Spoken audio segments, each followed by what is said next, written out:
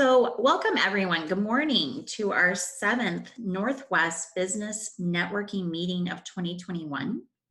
I'm very excited this morning to welcome all of you and our special guest speaker, Becky Hayes. My name is Michelle Sherritt, and I am one of the owners and board members of the Northwest Business Network. Before we begin this morning, I'd like to cover some brief housekeeping items, tell you a little bit more about our networking groups. We are comprised of 5 powerful networking groups. We have the Oak Brook, Naperville, Northwest, Windy City, and North Shore business networks. Our groups were started back in 2008 on LinkedIn and have grown to be the largest networking groups on LinkedIn. We decided to take the groups live about 2 years ago and also trademark the names. To date, we have over 332 paid members.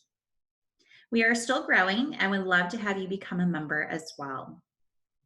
Let me tell you a little bit about our membership. Our membership includes all of our monthly meetings, breakfast.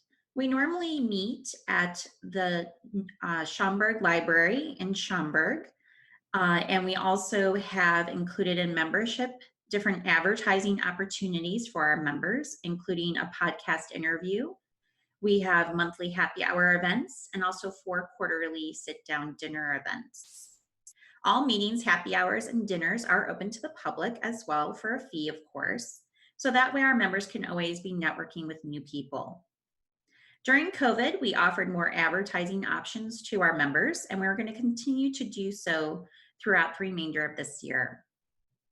We will start live events starting next month in August, so we're excited about that as well. Today's talk, we ask that you keep yourself muted unless you have any questions. Then you may unmute yourself when it's Q&A time, or you may type your questions in as you think of them.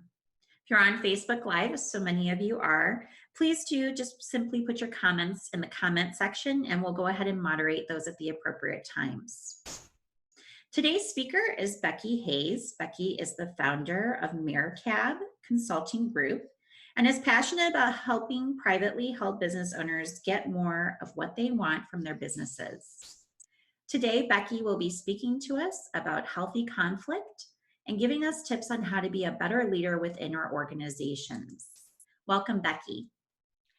Thank you, Michelle, and a big thank you to the Northwest Business Network. Definitely appreciate your passion around helping business leaders connect and look for opportunities to help each other out. Also, just wanted to say a thank you to each of you that are here on the meeting today. Know that you have a very busy schedule and appreciate you taking a little bit of time out of your day. And I've included my contact information here on this first slide. I have it at the end as well.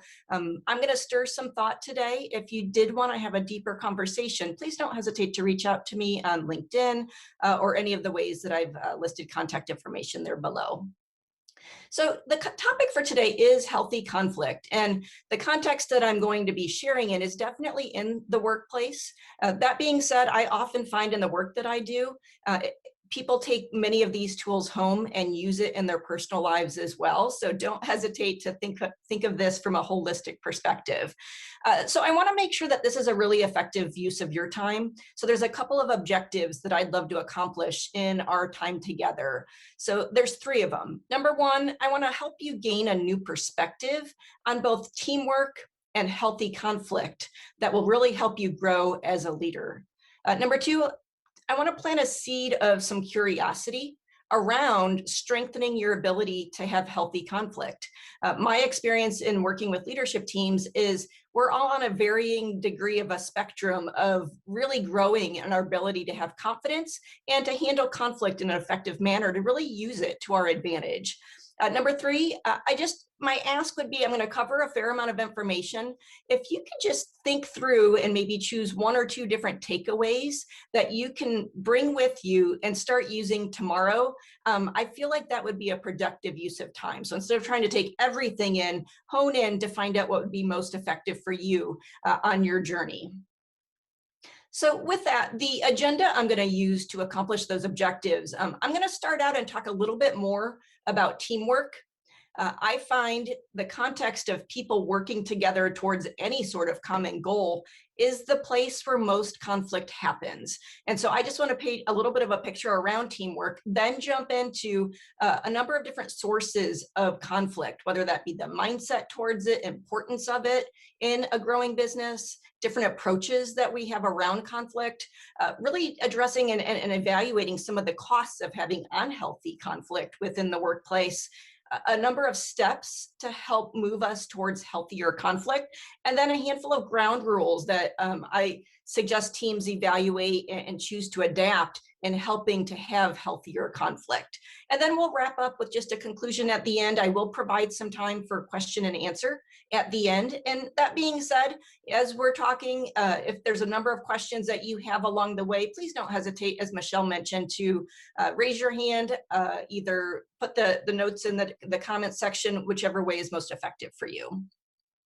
So just to give you a little bit of a glance of the perspective I'm coming from, I've got about 20 years of business experience. My background is leading and helping to grow privately held businesses. Most recently was managing day-to-day operations of an engineering staffing firm where we went through some significant growth. And on that journey, I've managed teams, I've built teams, I've helped clients manage those teams. So I do have a fair amount of experience, both as a employee, as a colleague, and also as a leader and a manager, helping to maneuver through conflict within the workplace. Currently, I own a business where I help leadership teams of privately held businesses implement a business management methodology. And really what I'm helping them do is get clear on their vision, where they're going as a company, help them increase accountability or traction in executing that vision. And then the third component would be helping them become more healthy as a leadership team. And so today we're going to delve a bit deeper then into that healthy piece. I find really talented leaders just don't always work together as a healthy, functional, and cohesive team. And as I've worked with many leadership teams, what I found is there's always some room for growth in the realm of healthy conflict. So as an introduction, I just want to read through a quote by Patrick Lencioni. If you've not read The 5 Dysfunctions of a Team, I strongly recommend it as a tool for really anybody that has interactions with other people, but absolutely anybody that works in the business world around teams. So he says, not finance, not strategy, not technology, it's teamwork that remains the ultimate competitive advantage, both because it's so powerful and so rare. A friend of mine, the founder of a company that grew to $1 billion in revenue, best expressed the power of teamwork when he once told me, if you can get all the people in an organization rowing in the same direction, you could dominate any industry in any market against any competition at any time. And so that for me really begins to lay the groundwork of the concept of teamwork. And so what my suggestion would be is to take a step back. I find so often we're quick to evaluate other people and how well they're working as a team member. My suggestion would be do a little bit of self-reflection. And I've listed a handful of questions that you could use just as a prompter. But if you're willing to be vulnerable and, sometimes even asking other people their perspective and how you show up within a team is a great first place to start. And, evaluating, am I trustworthy? Am I self-aware in the way that I interact with other people? And so under that realm of trustworthiness, some of the questions you could ask is, do I do what I commit to doing? Do I actually follow through?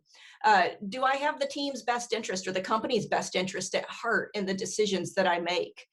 Do I show up on time? As silly as that sounds, that's a basic, really foundation of honoring someone else's time. And then lastly, are you fully present during discussions? Or maybe are you one that has your cell phone on constantly and you're texting in the middle of meetings? Just asking yourself openly and honestly if there's any areas that you can strengthen around your ability to be trustworthy as a team member. Second then would be the self-awareness realm. And so with that, it's, do I know honestly what my strengths and my areas of weaknesses are? And do I manage my emotions effectively? My experience and my observation is most people either have a tendency to stuff their emotions They don't speak up when they have perspectives that are really important oftentimes for the company to hear, or they allow their emotions to drive their reactions. And my experience is neither one of those extremes tend to be very effective in helping the team build the foundation of trust and move forward in a healthy way. Then lastly is, what are your ways of perceiving the world? There's a lot of great tools out there. My experience is the more that you can grow in understanding yourself and your preferred ways of receiving and perceiving the world, the more you can begin to acknowledge and understand other people, and then look for opportunities to meet in the middle in ways that you can more effectively work as a team. So just a couple of the tools that are out there: DISC, Myers-Briggs, Kolbe, whether you're an introvert, extrovert, those are just a couple of different realms. There's a lot of different tools out there, but my encouragement would be just, if you've not done any of those, they can be quite insightful as you evaluate both the way you perceive the world and the way your team members do as well. So, on that concept of, are you a strong team member? I've listed just a handful of common attributes that I have found and observed as I've worked with leadership teams of growing businesses. Pretty consistently, there's an element of humility. They are open-minded to really perspectives at all levels of the organization. There's a mutual level of respect. Again, regardless of the level that someone might be in the organization, they have a tendency to be very hungry to learn and to grow. And they also give and receive feedback effectively. They've got a high level of emotional intelligence. They're very in tune with the dynamics in the room. And they're thinking about the best of other people instead of expecting them to do something wrong or do something that would have a damaging effect on the organization. And they really value healthy conflict because they know that it's absolutely essential for them to come up with the best strategy and the best plan for execution of that strategy. With that, another dynamic that I see consistently, and I wanted to drill a little bit more into this one, is strong listening skills. I think listening skills is one of those things I think most of us believe we have, but if we were to ask other people around us how strong our listening skills are, we might find that there's a little bit of a gap there, and there's some opportunity for us to grow. And so a couple questions or areas that you can evaluate is, do I truly hear what other people are saying? Or might I be formulating my response in my head while they're talking? Do I listen with an open mind? Or am I coming up with the game plan and how to get them to believe what I believe?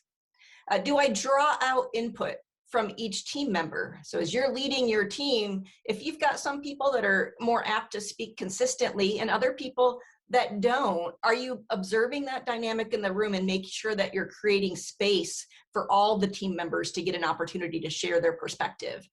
And then what are they seeing that I'm missing? And I think with that, oftentimes I've observed that we go into conversations, and ultimately as we transition to the idea of conflict, is I'm right, they're wrong, I need to show them that. I oftentimes find it's not a matter of right and wrong. There's oftentimes elements of perspectives that each person is seeing from a different angle. And when they're able to have an effective conversation, sometimes with some passion, they're able to come together and really come up with the game plan that's going to give the best solution for the team or for that company moving forward. So there's a tool out there called the Johari Window. And when you look in this context, the concept in the upper left-hand corner is the idea of knowing yourself and areas of your life that are known to others. And so our experience is the more you can increase the size of this box, the greater the foundation of trust is within the team, and the greater the ability to work effectively with one another becomes. The box in the upper right-hand corner then is not known to self, but known to others. And so this is what we would call a blind spot. And this is the space where if you can create an environment within your team, within your company, where you're all have a mutual level of respect and you're willing to give feedback back and forth, you can help one another grow in your interactions and your leadership ability by receiving that feedback. And sometimes it feels painful. Sometimes it can damage, your perspective of yourself, but if you see it as a gift to help you get to know yourself better in the way that you're appearing, it can be a really, really powerful tool. The bottom left-hand corner then is what we call known to self, but not known to others. So it might be a side of yourself that either you've just not had a chance to share, or maybe you're effectively hiding it from other people around you. And this is where getting to know people really helps. Really knowing maybe their background of where they've come from and if they've pulled through some difficult situations in their lives. And I find when I'm working with teams, when they gain some perspective around that, sometimes that's helpful to understand the way that the CFO views money, or the way that the head of sales is tackling at any cost the desire to achieve the goals that they're after. So not justifying it, but helping to understand where someone's coming from is very powerful. Then the bottom right-hand corner is this area where it's not known to yourself and it's not known to others. And this is just that continual journey that we all go on, helping to understand ourselves better. Sometimes it's from our own reflection and journaling. Sometimes it's from the feedback that we get with other people. And so using that as a filter, there's a handful of different approaches to how we can kind of gain a better understanding of ourselves and the way that we perceive the world. I mentioned a couple of them earlier. I did just include a graphic here of a DISC assessment. And the reason these tools can be helpful is they are sources of conflict if we're not aware of them. And so we tend to believe our view, our approach, or our assessment of the situation is the best way. And we assume everybody looks at the world the same way that we do. And these tools are really helpful to help us understand, oh, I look at it from this perspective. Well, whether I'm a dominant personality, a D as people call it, results driven, direct, competitive, or maybe I'm an influencer over in the upper right-hand corner where I just have a lot of enthusiasm. I'm really friendly and optimistic, and salespeople oftentimes fall into this realm. My experience is when you can see the way that other people view situations in the world, you get an opportunity to really lean into their areas of strength and really help to improve your ability to connect somewhere in the middle and be able to communicate much more effectively. And so DISC, again, is just one of the tools that you can use to do that. So sources of conflict. What I would say is we all encounter conflict. The way that we handle that varies from person to person. My experience is anytime that conflict arises, just taking a moment, pause, breathe, and begin to lean more into logic and reason and do a little bit of an analysis of what's the actual root of this conflict. And some of the things I see is I'm just simply not getting my way, and that defensiveness jumps up. Sometimes it's more someone's not doing what they committed to doing. And, really that source of conflict is essential, especially if you're managing people. And how you do or don't address that is key to really how the team grows and performs as far as hitting their goals. It might be someone is distracted during the team meeting. Again, it might be really frustrating to you, but if you say nothing, especially if you're the leader, you're going to say basically by your actions that that's allowable. So whatever you tolerate, you're endorsing. And if you don't lean into that discomfort and you walk out of the room and go complain to someone else, you're not going to make any steps forward of changing that dynamic and helping people understand what is and is not acceptable in that team interaction. Next, there's the element of you're taking different approaches to the project. And so this is a lot of what I see if I'm working with a CFO, a head of operations, and a head of sales. They're all going to have very different perspectives within the business. And their perspectives of that business are absolutely essential. And usually the answer and the best approach moving forward is going to involve a fair level of passionate debate to come to the point where, can we invest this amount of money? What's the benefit as far as a return from a sales standpoint? And can operations effectively manage that level of delivery of product or service to that client base? And all three of those realms together usually helps to guide the best decision.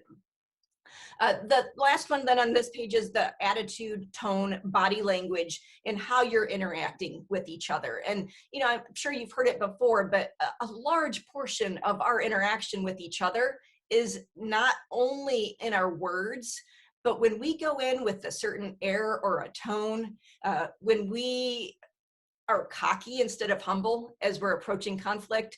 When we come in a domineering, kind of attacking sort of sense, we're going to have the ability at times to put other people on the defense. And so being aware on how you're coming across, not just in the words that you say, but really all different types of communication is absolutely essential with conflict.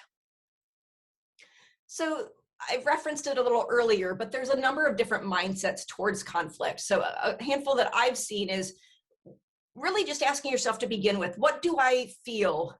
Even just in hearing the word conflict, does that word in and of itself just provoke a level of stress internally? And you're like, cringe factor, if you will. Really digging into that and asking yourself why, and getting to the point where you've got a great game plan on how to address it is really a first step in helping to strengthen that muscle of healthy conflict. How do you respond when conflict arises? And I referenced this earlier, the two things I see most common is avoiding it all at all costs, or running towards it and attacking it.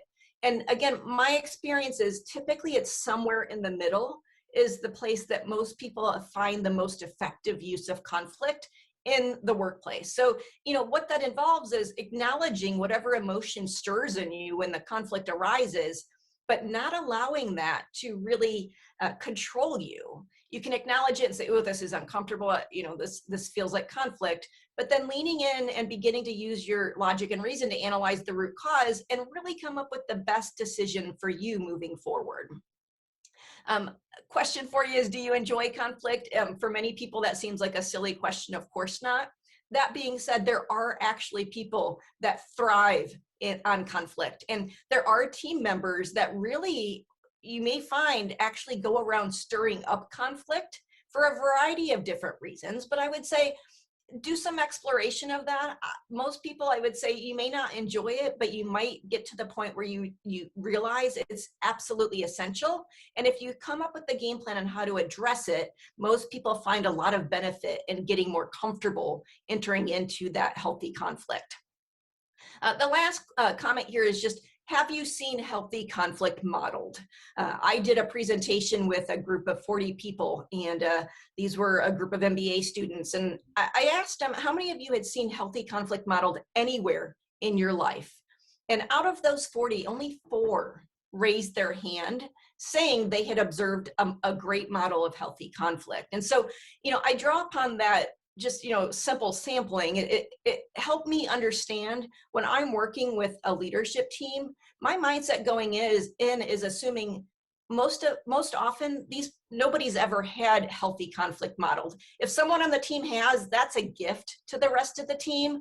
But I think just realizing we typically don't learn it in school. Sometimes we don't learn it at home unless we've made a conscious effort to strengthen that muscle and drawn upon some of the resources out there. More likely than not, we have an opportunity to grow in the realm of healthy conflict and really seek out some models out there that you can observe and grow and learn from.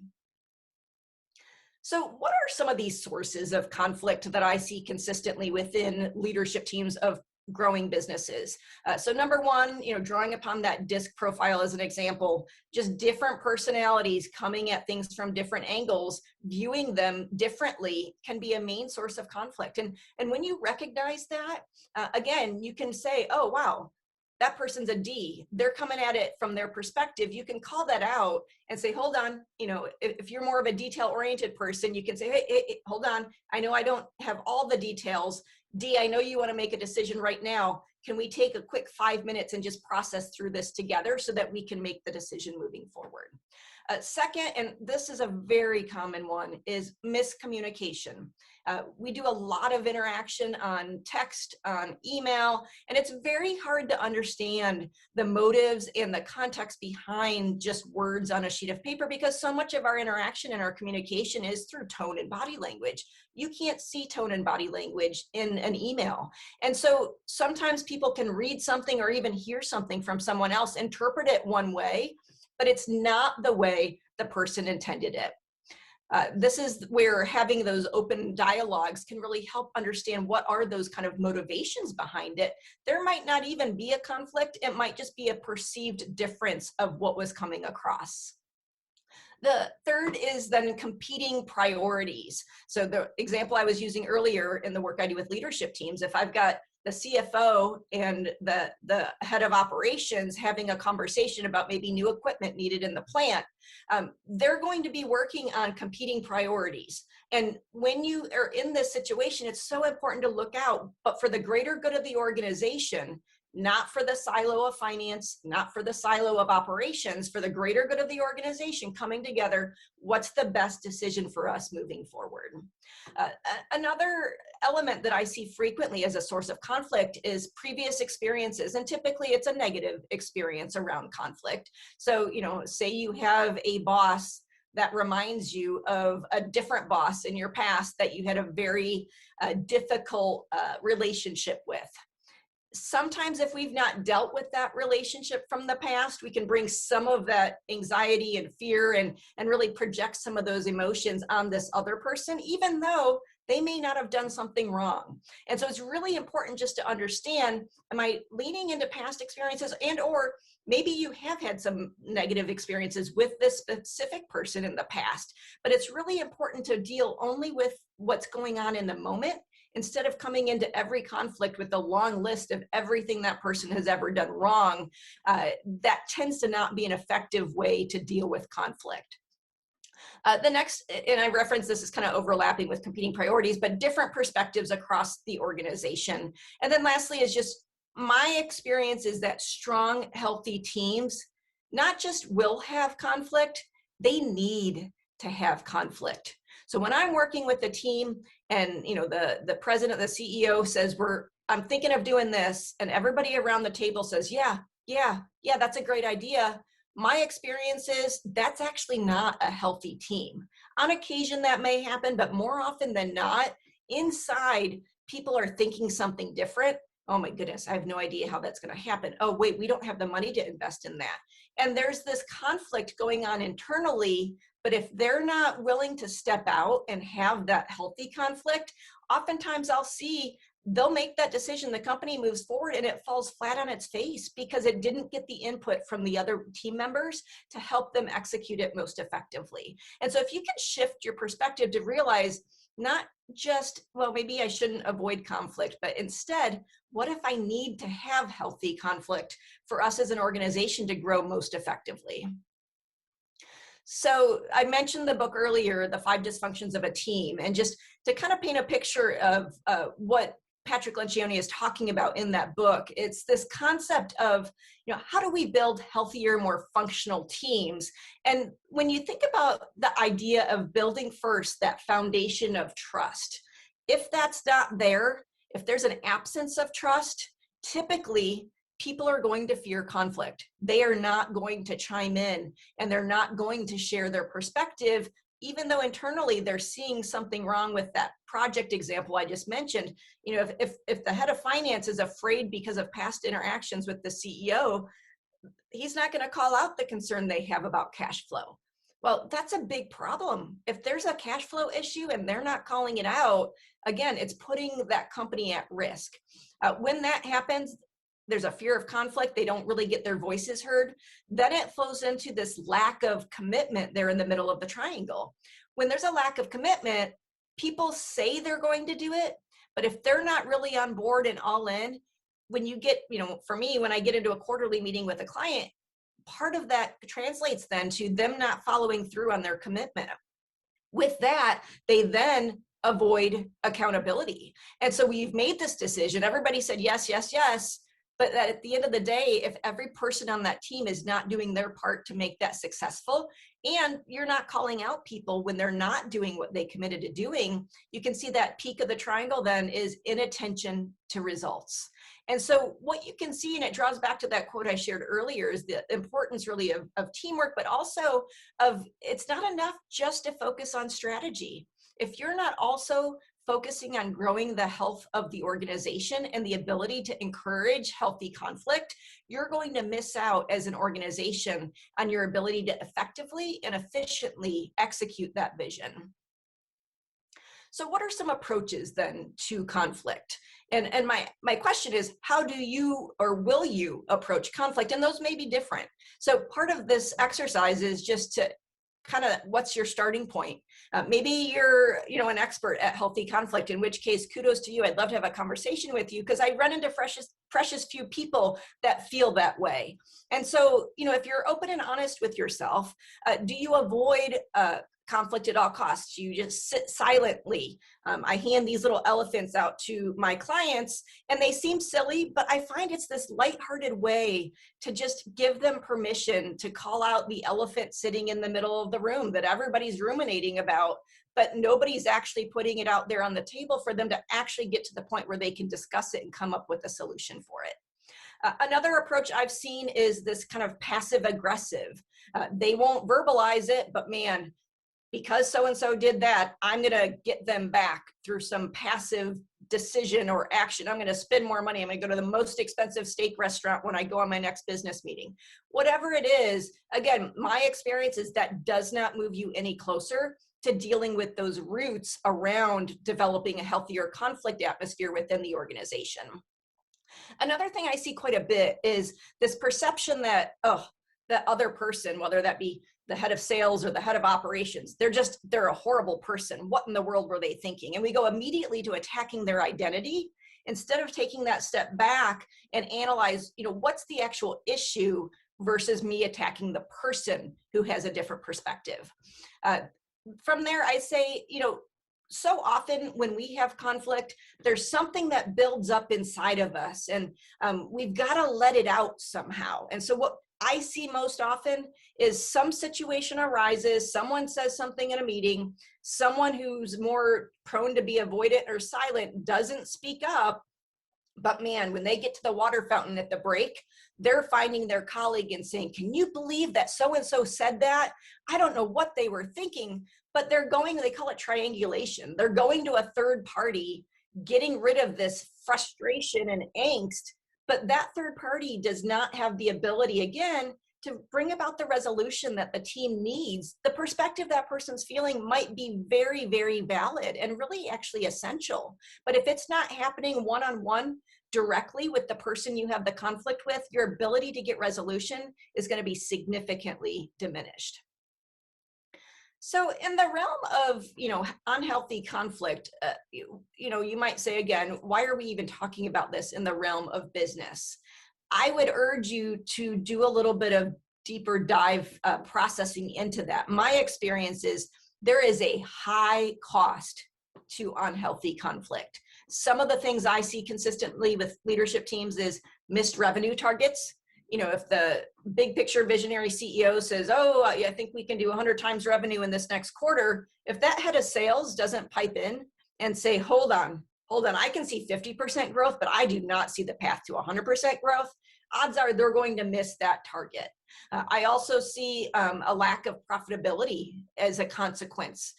When people are feeling passive aggressive, unfortunately, team members amongst the organization, A, it's contagious, B, they're not going to put in their full 8 hours or so of work each day. They're going to start evading following through on the things they didn't really feel heard on and didn't really commit to.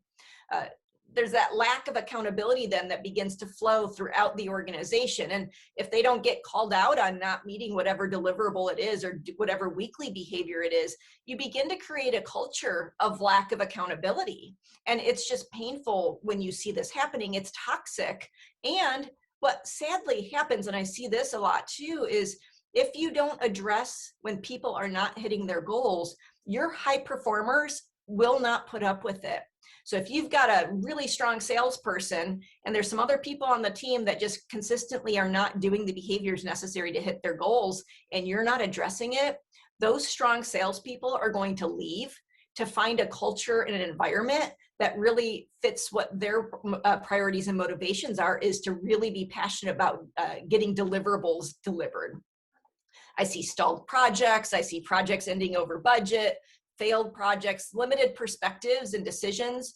I see employee turnover. I see employees not engaged in the team. I see stress. Go to a block party and ask someone how work is going. And man, more often than not, there's a lot of frustration that's happening because of decisions that are being made, that things that aren't getting addressed around conflict within the workplace. And then ultimately broken relationships. And, be that an employee leaving the organization as a result of their manager not being willing to deal with conflict. And that happens fairly consistently. So with that, then what are some steps towards healthy conflict? Number one, I would just say diffuse your emotion. Whether you're one that tends to contain your emotion or one that feels explosive in it, figure out which approach you end up falling into most often, and then find a game plan for yourself. Some people find journaling, getting a sheet of paper, spending 5 minutes just writing out how they're feeling is enough just to get that level of emotion subsided to the point where they can now reflect more assertively and more strategically around what the best decision would be to move forward. I suggest evaluating your own motives. Are you looking to win? Are you looking to, I won the fight, I beat them? Or are you looking out for the greater good of the team or the organization? Really being honest with yourself and reflecting on what's my part in this conflict. Is there a possibility that I was not clear about communicating my expectations? So going into a conversation, having a level of openness that more often than not, a conflict is not one-sided. It's not all one person's fault. I'd say most of the time when I've helped facilitate conflict, there's really elements of responsibility on both parties' fault. Also looking at asking yourself, am I looking out for my own ego or am I looking out for the greater good of the project or the company? And then making sure that you do a good job of clarifying the key sources of conflict. And then lastly, make sure that you're going then directly to the person that you have some type of issue with and having a conversation with them. And my suggestion is to schedule that ahead of time. Make sure that you've gone through whatever steps you need to be in a emotional state of mind that it's going to be a productive conversation, but then also respecting that other person. If they don't even know that you have an issue with them and you go trouncing into their office in attack mode, my experience is that typically does not go well. So just to kind of continue, when you think through steps to healthy conflict, what are some of the things that you could engage to help get you a different result? So a few things here. Number one would be actively share and listen to each other. So this is a discipline. Our tendency, very few people actively go into a situation like this and default to being a great listener. I don't know anybody that really has that gift naturally. It does take some discipline and some feedback from those that are closest around you to see how you're doing in that area. I've referenced it before, but clarifying the source of conflict is absolutely key. When you can home into the real frustration that you're having with the person, whether it's them texting during a meeting or whether it's, whatever it is, if you can get to the point where here's the 3 things that I'm feeling frustrated about, that helps move the ball forward to having a healthy dialogue to come up with a game plan. Here's another element that does require a level of humility is none of us are perfect. We all make mistakes. So where we've made a mistake, apologizing when it's appropriate. Now, I'm not saying every conflict going in starting with saying you're sorry. If you didn't do anything wrong legitimately, don't lead with an apology. But when you go back and realize, you know what, I probably didn't do an effective job of communicating to the team what I asked for them to do, let them know that you dropped the ball. And truthfully, when I see this happening, most people feel like, well, I don't want to come across as weak. Most of the time when a leader leads with that, when it's appropriate, the element of respect for that leader rises significantly. And that's where that foundation of trust and loyalty can begin to come in. With that, it's making sure that you agree to let go of the past. So when you've had previous issues with this boss, with this colleague, whoever it is, if you come into the conversation and you've got 20 pages worth of every mistake that person's ever made and you're planning to go through each and every one of them, my experience is, again, that does not end productively. And so it really is, in whatever way you need to do it, is process through mishaps from the past with that person. At some point, you're going to have to let it go. And if you move forward strengthening this healthy conflict muscle, what you'll end up doing is, as an issue arises, and it will, because we are all people, we have different perspectives, conflict will happen, is commit to addressing that conflict in a reasonable amount of time. Once you've worked through that together, let go of whatever failure the other person may have had, really acknowledge and apologize any failure you may have had in it, and then come up with that game plan to reestablish that level of trust with one another. And I see this seldom happens by default. I see typically it's this building up of this list of all the things that so-and-so has ever done to me, whether that be a boss or whatnot. They never come up with the game plan to reestablish that trust. Trust is fractured. They think it's gone forever. It doesn't have to be that way. And typically I see is, you know what, when I heard you say X, Y, and Z, here's the way that I heard it. I don't know if that's the way you meant it. Can we just have a conversation about that? A conversation that simple opens up a dialogue, and all of a sudden you realize, oh my goodness, no, that's not how I meant it to come across. I'm sorry. And all of a sudden you can move towards an equal understanding of the intent on neither part was bad. And that opens the door to let that go and be able to have a more healthy relationship moving forward. With that, then it's ultimately establishing what the options are around this specific conflict and come up with some common goals of how you plan to move forward. Again, there might be some passionate debate in here, and that's completely fine, but it's getting to the point where you're going to come up with a win-win solution. Maybe it's talking through the different barriers that would inhibit you from being able to get there, but ultimately getting to the point where it's not I won, you lost. It's let's come up with the game plan where it is truly win-win. And maybe we set some boundaries or some ground rules on how to have conflict moving forward. With that agreement on how to proceed does need to have a level of commitment and responsibilities clearly defined. If you don't do that, the tendency is for us to drop the ball, forget what we just agreed to do, not do it, and that can further degrade the level of trust, which further inhibits our ability to have that level of healthy conflict. Sometimes I would say there is a need, if maybe you've tried some of these different steps and you're not getting where you need to be, sometimes having a third party come in to help facilitate that conflict may be necessary. So if it's two colleagues having a disagreement, maybe it's going to the boss and saying, hey, we're not seeing eye to eye. We've tried to work through it on our own. We're not getting there. Could we schedule some time for you to help us work through that? You know, if it's a leadership team member, maybe it's sales and ops coming head to head. Sales is selling things that ops can't deliver. They can't get on the same page. It's going to that CEO or that president and saying, hey, we need your help here. It is a role that I play within leadership teams. Part of it is mining for some conflict that needs to be had in the room that's not surfacing.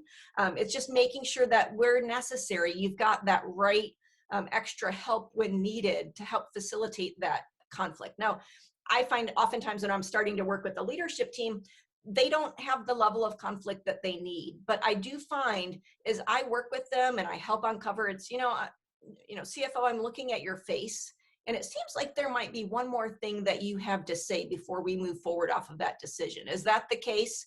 And sure enough, opening up that space all of a sudden is, well, I'm just concerned about cash flow, blah, blah, blah, blah, blah. All of a sudden, oh, I hadn't thought about that. That's okay. Wow. Let's reflect on, maybe we slow down the acceleration of when we execute on that. Maybe it's actually next quarter as a result of that. And those are the kinds of things, how we respond when we hear those, especially when someone's stepping out with courage for the first time and sharing feedback.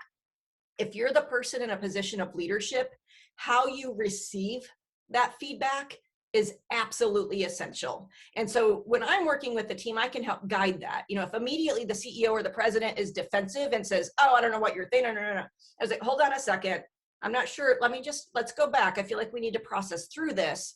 I just heard the CFO exhibit a fair amount of courage to provide some feedback to you, CEO, on what the concerns are. Now, I see you getting a little bit defensive. If I were in the CFO's position and that was the way the feedback was received, I might be hesitant about giving my feedback moving forward in the future. I don't think that's the way you want to come across. I think we're building towards wanting open and honest conflict. How can we go back and help I'm sorry, you're right. So it is a learning muscle, and it does require some feedback in order to get to the point where ultimately then you're building that level of trust where the CFO gets to the point where anytime they see those concerns, it's not attacking the CEO, it's just saying, hey, I do have some level of concern. I want to make sure that we're moving forward in the way that we need to. So I touched on this earlier, but it's really important to recognize that we communicate through a handful of different means: our words, our tone, and our body language. And so, and emotion as well. And so it's just important to recognize, how am I coming across? Whether you record yourself in different ways, whether you get feedback from different team members, am I doing an effective job of using the words that don't provoke people to the defensive? Am I doing an effective job of controlling my tone so that I'm coming across as humble, disarming, and looking out for the greater good? Am I using a neutral body language, kind of being on the same level, looking eye to eye? And am I effectively controlling my emotion? So I've got a handful of lists here just on this slide. And, my recommendation for teams is to establish some ground rules for healthy conflict. And by no means do you need to adapt everything here on the screen. I just wanted to kind of drop some ideas in your mind around, what are some things that we as a team could agree upon? Here's the 3 to 5 ground rules that we're going to commit to. And that way, when you've done this, and this is not when you're in the middle of a conversation or a conflict, I should say, this is more separate and saying, hey, in the past, our team has had some issues around conflict. Can we agree upon a handful of rules that we'll honor and commit, and give each other permission that if we violate one of those in the middle of a conflict, we have permission to call each other out? So just to kind of flow through a handful of them here, it's being open and honest. It's working, being focused on working on the business or the greater good of the organization, dealing with one issue at a time, a focus on solving the issue, not on personal attacks, dealing with the issues as they arise and committing to each other to do that so that you're not keeping this long list of records of past wrongs, being as specific as possible and avoiding generalizations. If you come across saying, you always do this, that's not productive or helpful, versus here's 3 times that you did X, Y, and Z, and that became a challenge for the team. Being open to the idea that you made a mistake, so that level of humility and acknowledging it. Focus on deciding what's right, not who is right. Leaving your ego at the door. No name calling. Treat each other with dignity and respect, even when the emotions are escalated. Don't interrupt each other, making sure that you're actually actively listening to what the other party is saying. Making sure that you're using that active listening and repeating back to them what you heard them say, to make sure what you heard and what they said are actually the same thing. And then don't attack the person's identity, and really just assume good intentions on all parties involved. So, what does this look like or sound like is a question I hear quite frequently. Is, number one is just, again, find a way to diffuse your emotion. If it's, you need to take a walk around the block before you jump into it, maybe you go out to your car and scream, maybe you jot it down in a journal, whatever it works for you, find out what does work for you. Test a couple different things. Be cognizant of your words, your volume, and your tone, because they really matter. I hear sometimes people say, well, I told them I was sorry. That's just an example of, you may have used those words, but if your tone and your body language did not agree with the words, typically that degrades credibility, and people receive what they observe about you more than the words that you used. Make sure that you're concise and focused on communicating on the issue, not attacking the person. And then ask questions and listen. This so often helps uncover just miscommunications, and it helps get teams back on the same page with that foundation of trust. So just a couple of examples here. Joe, I'm concerned you've missed 2 of our group meetings now. What's going on? And then listen. And I have found over and over and over again, whether it's right or not, it's not uncommon. Maybe there's something going on at home. Maybe their child was just diagnosed with cancer. Maybe they're distracted in some way. Should that have an impact on their work in the workplace? In the end, you typically would say no, but more often than not, when you ask what's going on, it uncovers and helps people really see, wow, I didn't realize that this was having an impact on my work life. So just in conclusion then, I think at the end of the day, the idea is our personalities, our backgrounds, and our experiences shape the way that we interact with each other. We're not limited by those. So your willingness to become self-aware, develop your listening skills, and your ability to see the value that others have to offer, And then how to handle that conflict will significantly impact your success as a leader. And so my question for you is, what's one thing you can either start or stop doing that will make you a stronger team member and then strengthen your healthy conflict muscle? And also you might jot down, what was one of the biggest ahas or takeaways that you captured from just the conversation here that you can put into place and start practicing and using tomorrow? So I just want to close on one more quote from Patrick Lencioni. This is from his book, The 4 Obsessions of an Extraordinary Executive. And so he says, I believe that all successful organizations share 2 qualities. They are smart and they are healthy. An organization demonstrates that it is smart by developing intelligent strategies, marketing plans, product features, and financial models that lead to competitive advantage over its rivals. It demonstrates that it is healthy by eliminating politics and confusion, which leads to higher morale, lower turnover, and higher productivity. So with that, just have a couple different things on this slide if you wanted to take a screenshot of some assessment tools and some books if you wanted to delve a little bit deeper into that. But would love to just kind of open it up if anybody has any questions or comments that they'd like to share. Is there anyone on Zoom who would like to unmute and ask any questions that they have?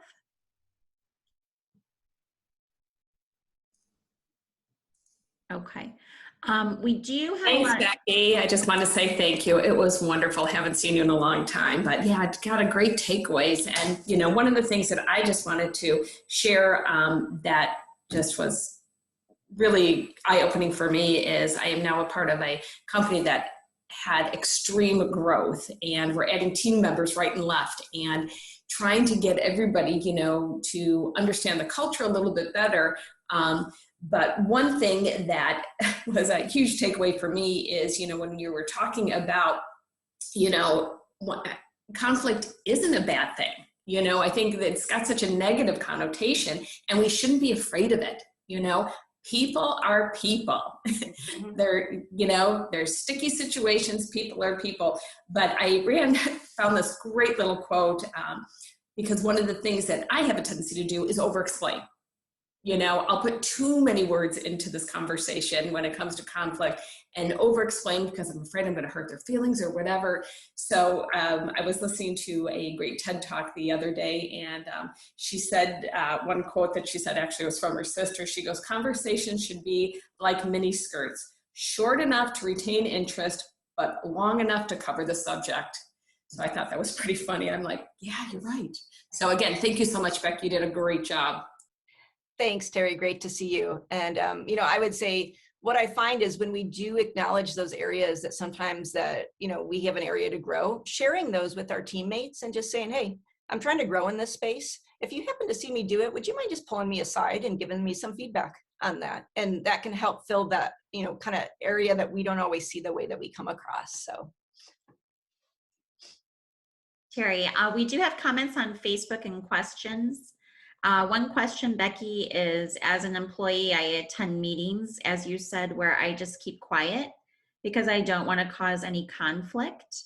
I always talk to my leader privately after meetings about any ideas that I have or any conflicts that I have. What are some tips to help me during meetings to voice my opinions more vocally? Yeah, it's a great question. And thank you for verbalizing it, because I feel like when I have conversations, most people, or many people, I should say, feel that way. And so, number one, it would depend on the context of the meeting, but when you have that after conversation with the leader, ask her or him, is this something that you feel like would be helpful if I shared in the meeting? And I'm trying to grow in that area. Would you help make space for that to happen maybe at some point moving forward? And then from there, I say, often it just takes 30 seconds of courage. And so most of us feel some sort of emotion in the moment of like, what if I say something that's wrong? What if I do this? Is just acknowledging the emotion, getting 30 seconds of courage, moving forward and doing it. And truthfully, I have found there's this exhilaration that happens afterwards. Is I was feeling fear, I confronted the fear, I got past it, it didn't control me. And part of those baby steps of doing it, and maybe you start in a smaller group meeting with just 1 or 2 people and doing that. But as you do it, as you flex the muscle, it's just like exercise. As you lift weights, you get stronger and stronger. And before you know it, you're lifting really heavy weights, and it becomes to the point you may not love conflict, but you don't shy away from it. Someone else said you are exactly right when you said that conflict will spread throughout the office. How do you suggest, or what steps or tips do you give for stopping or from the start of conflict happening in your office?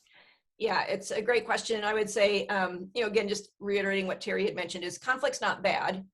What we're doing with it and how it's traveling is the other question. So if I was the leader of that organization and I got the sense that there was kind of scurrying going around, I would first ask myself, does everybody in the organization have the right vehicle for them to be able to express the frustrations that they're encountering in their role on a day in and day out basis? And then really doing a good job of defining where should that type of conflict be happening.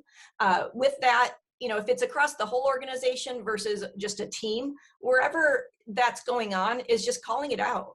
And, as the leader, just saying, hey, you know what? I don't know that we've done an effective job of giving everybody an ability to verbalize the frustrations that they have. We want this to be an open and honest organization. We want your voice to be heard. I want to acknowledge when your voice is heard, it doesn't mean we're going to act on every suggestion that you have. There might be larger perspectives that you don't see as to why we're doing it one way. But creating vehicles, whether that's one-on-one meetings, whether that's, the sales team getting a meeting every week to share the issues. Now, this isn't venting and complaining. Part of the work I do is helping teams learn how to do a specific issue solving track. So they're actually identifying the root behind the cause, then discussing it, then coming up with a solution. So very much helping teams learn how to get a solution. We're not looking to create an environment where it's just venting daily, because that's not productive. But just letting people know that that's not the kind of culture that you want to promote, and make sure the vehicles are there for them to get those frustrations out, then helping teach them how to solve those issues. And then there's a lot of comments, some additional questions about just saying that this was a great talk. There was a lot of information to take in. How do you suggest, as a business leader or business owner, to go about everything that you went through today? And then kind of coinciding with that, how do you work yourself into organizations and help them out? Yeah, those are some great questions. My suggestion is just baby steps. So kind of what I referenced, if there's one or two things in here that jumped out at you as like, oh, that's me, own it. I mean, we're all human. We all are on a varying degree of strengthening our ability to create a culture where it's okay to have conflict, and take a action or two actions, just to help move that ball forward. As you get comfortable with that muscle gets strong. Take one or two more. And, as you do that, it would be shocking to most people if you each week or each month implemented one or two changes in this area. Over the course of the next year, you'll surprise yourself. You might wake up and realize, wow, I'm much better at this than I ever thought I could be. Seek out resources. I mean, there are so many resources available. Tap into them. It does take an intentionality. I've not met anybody who just is naturally great at healthy conflict. It takes a intentionality, saying, I want to grow in this area, I'm committed to doing it, and I'm going to take action on that. And as far as how I help teams, I work with growing businesses. Typically it's when they're on a growth journey and they bump into some frustrations, so conflict sometimes on the journey, and they want some help. And so I pull teams out once a quarter in full day meetings, get laser focused on the strategy side, where they're going, kind of what Lencioni said, but then help them tackle and uncover what are some of those people related issues that might be standing in the way. Maybe you've got a great vision, but if the team can't talk to each other, I've had it where, sales and ops aren't talking to each other at the leadership level. I mean, when that kind of dynamic is happening, it's me helping facilitate them through that type of conflict, and ultimately teaching them how to have healthy conflict, so that when it arises, and it will, they have a deeper level of confidence in their ability to do it. So I really tend to model it for them in the session room, and then help them learn how to test the waters and facilitate the reactions in it. And then ultimately getting them to the point where, hey, in our weekly meetings, we had a conflict and it turned out really well. Just helping them get more and more comfortable that it's okay to have conflict. And actually, like I said, I would say you absolutely need to be having conflict in your leadership team meetings, because if you're not all perspectives are being heard in the room. Great. Well, I want to thank everyone again for attending today on Zoom as well as on Facebook Live. Becky's information is still up, so please jot that down. A big thank you to you, Becky. Thank you so much. If you're interested in our group, if you're interested in membership or advertising opportunities for your business or future events that we are having, please do visit our website at nwbiz.net. We'd love to hear from you. If you have any questions from today's talk as well, you can definitely reach out to Becky and she'll be more than happy to get back with you. Thank you again to everyone. Thank you, Becky, and have a great day. Thank you, Michelle, and thank you for everybody for taking some time this morning.